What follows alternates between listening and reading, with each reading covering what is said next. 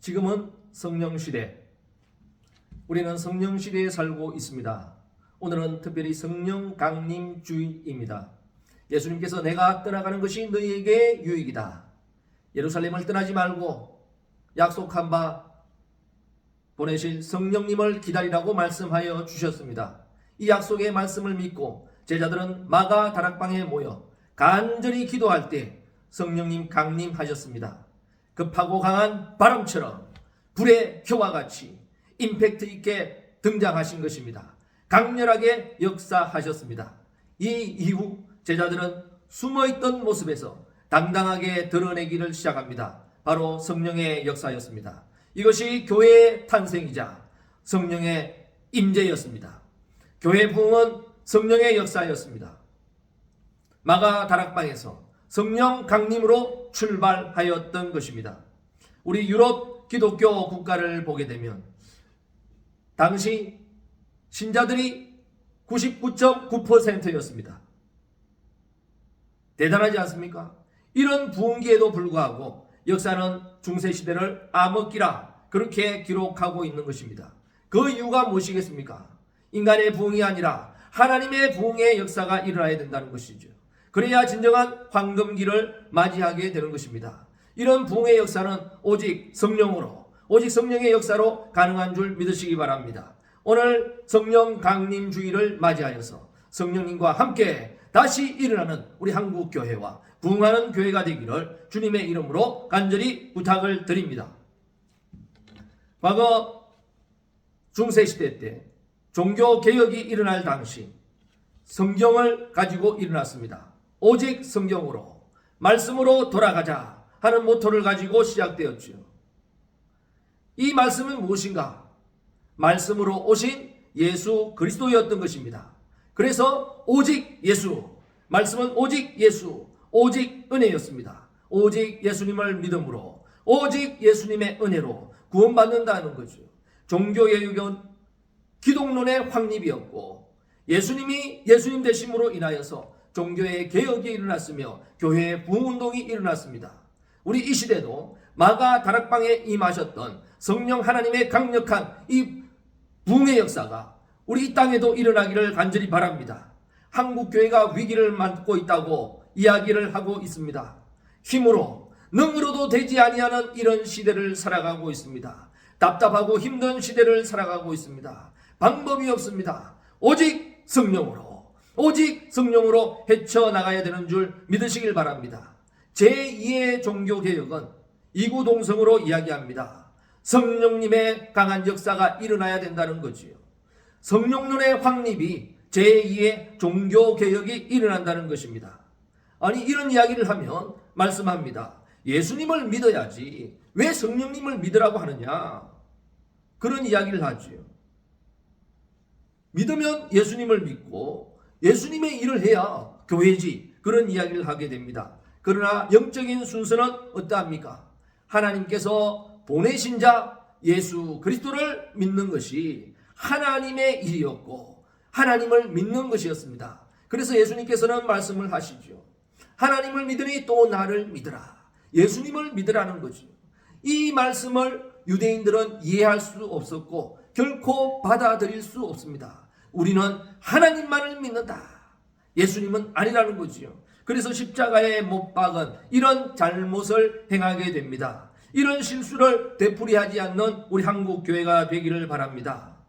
지금도 마찬가지죠. 성령 시대라고 하면 과거의 성령님은 눈에 보이지 아니하기 때문에 배후에서 역사하시기 때문에 그렇게 임팩트가 강하게 느껴지지 아니하였습니다. 주인공이었음에도 불구하고 강한 모습을 보여주지 못했지요. 그러나 마가 다락방에 임하셨던 강력한 성령님의 역사, 강력한 등장으로 인하여서 성령 시대를 누가 열어갑니까? 우리 교회가 열어가는 것이 아니라 하나님, 성령 하나님께서 친히 여신 줄 믿으시기 바랍니다. 이런 성령 시대에 우리가 함께 성령님과 나아가야 되는 줄 믿으시길 바랍니다. 우리 이단을 한번 보세요. 이단은 성령을 믿으라고 하는 게 아니지요. 예수님을 믿으라고 하는 게 아닙니다. 내가 성령이다. 내가 예수다. 내가 하나님이다. 이런 것이 이단이지요. 성령을 믿으라고 하는데 그게 뭐가 문제가 되겠습니까? 성령님을 믿으면 놀랍게도 예수님의 영이신 성령님이 우리가 예수님을 구주로 고백하게 만들고 믿음이 불일듯 일어나게 만들며 주의 사역을 감당하게 만든다고 하는 것입니다. 우리가 예수님을 영접합니다. 예수님을 나의 구주로 영접합니다. 그러면 예수님의 육체가 나의 몸에 들어오는 것이 아닙니다.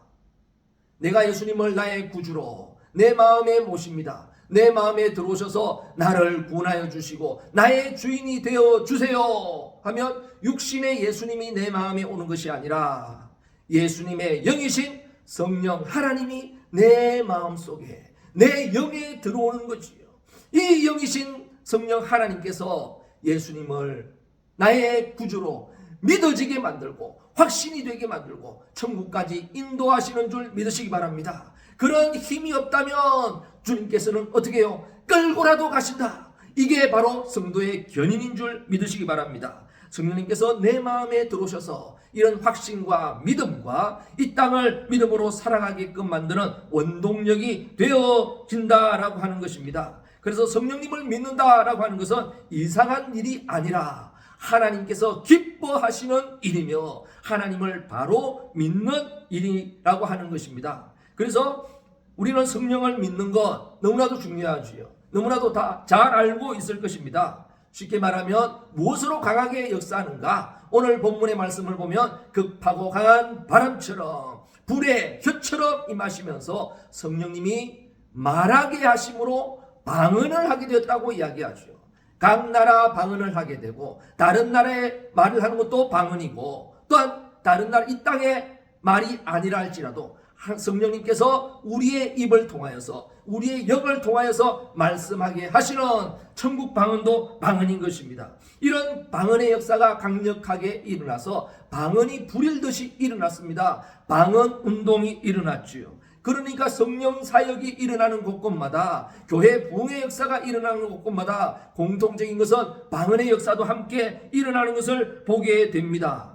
그런데 우리는 방언하면 오해하는 경우가 많습니다. 방언에 대해서 거부 반응을 일으키는 사람들이 있습니다. 성령 충만, 성령 임재, 방언 하면 거부 반응을 일으키는 사람들이 있지요.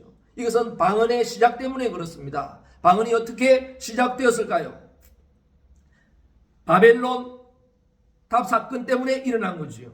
범죄한 인간들, 죄의 본성으로 태어나게 된 것입니다. 그래서 하나님께서 하나로 똘똘 뭉치는구나. 주의 일을 하는 데는 따지던 인간들이 악한 일 하는 데는 따지지도 않고 묻지도 않고 나아가는구나. 단결 잘하는구나. 하나가 잘 되는구나. 하나님께서 이것을 아시고 흩어지게 만듭니다. 어떤 방법으로요?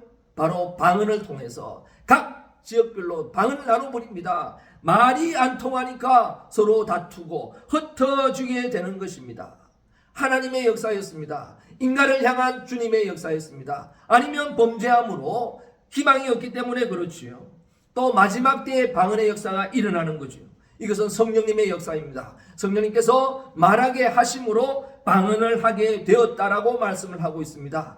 처음 방언은 인간들을 흩었지만 죄악된 인간들을 흩었지만 마지막 때의 방언은 죄악된 인간을 하나님께로 불러 모으고 있습니다. 하나 되게 하고 있습니다. 주님께서 친히 역사하고 계십니다. 그래서 방언의 역사가 중요하다고 하는 것입니다. 왜 방언이 중요한가 하면 여러 가지 이야기할 수 있을 것입니다. 오늘 본문의 말씀을 통해서 방언을 누가 주셨어요? 하나님께서 말하게 하심으로 방언을 하게 되었지요.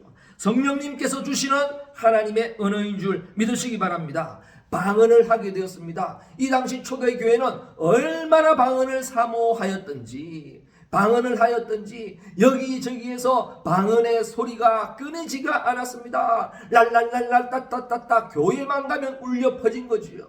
심지어 어떻게 해요? 예배 시간에도 방언이 임하면 일어나서 말이죠. 랄랄랄라 따따따따 하면서 방언을 합니다. 여기에서도 하고 저기에서도 하고 합니다. 대표 기도하는 자들도 방언으로 하게 되어 있지요.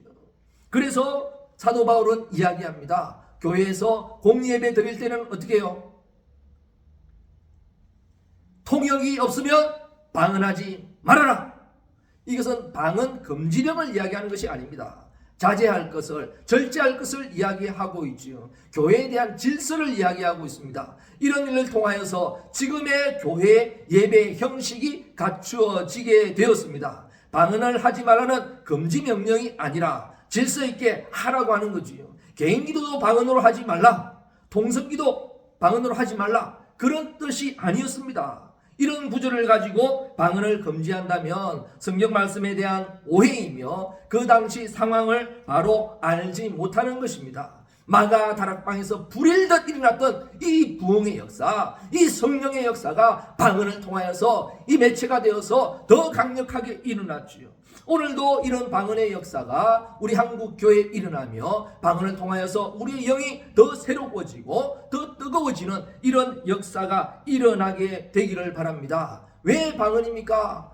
주님께서 주셨기 때문에 그렇지요. 하나님께서 우리와 연결하는 매체로서 더 가까워지기 위해서 어떻게 해요? 성령님께서 방언을 주셨어요. 방언을 하니까 더 친밀감, 성령님이 나에게 임했구나, 성령님과 점점 가까워지게 되는 거지요. 친근감을 느끼게 됩니다. 능력이 점점 강해지는 거지요. 신앙으로서 점점 굳게 서게 되는 것입니다. 지금은 성령 임하였던 우리, 성령님이 내주하시는 우리 성도라면, 방언을 받았던 우리라면, 방언을 할 수 있는 분이라면 어떻게 해요? 이제는 우리가 방언을 하면서 방언으로서 성령님께 나아가야 되는 줄 믿으시기 바랍니다. 성령으로서, 성령의 방언으로, 우리 영의 방언으로 방언을 함으로써 어떻게 해요? 성령님과 점점 더 가까워지고 친숙해지고 친근해지고 더 가까워지고 더 강해지는 이런 역사가 일어나기를 간절히 소원합니다. 그럼에도 불구하고 방언이 무리가 되고 다 문제가 되는 것은 방언이 끝이라고 생각하기 때문에 그렇습니다. 은사를 사모하는 사람들이 방언을 딱 받으면 끝! 다 됐는 줄 알기 때문에 그렇지요. 그러나 방언은 은사의 끝이 아니라 은사의 시작이고 사역의 시작이고 은혜의 시작이고 출발점인 줄 믿으시기 바랍니다. 방언 받고 다 됐다 하는 이런 교만함이 우리의 성령의 역사를 가로막았습니다. 은사 사역을 가로막았지요. 또한 방언 받으면 저 사람이 완전할 것이다 하는 우리의 선입견이 우리의 은사 사역을 가로막았지요. 방언이 끝이 아니라 새로운 시작인 줄 믿으시기 바랍니다. 영적으로서는 커버렸지만은 외적으로는 컸지만 내적으로 크지 못하여서 불균형이 일어났기 때문에 성령 사역의 문제였고 방언의 문제였지요. 우리 청소년 시기에 키는 수축 잘합니다. 그러나 정신적인 면이 자라지 못했지요. 그래서 갈등을 겪습니다. 어려움을 겪습니다. 그것을 무엇이라고 합니까? 사춘기라고 그러지요.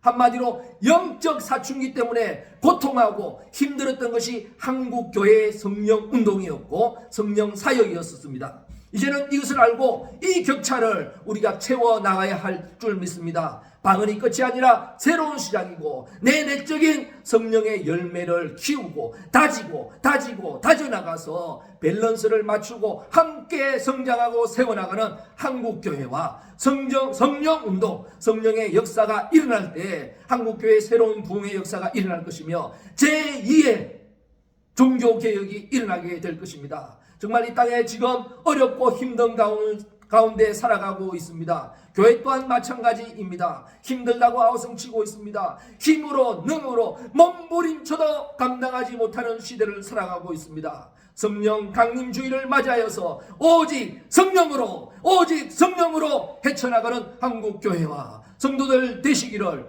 주님의 이름으로 간절히 축원드립니다.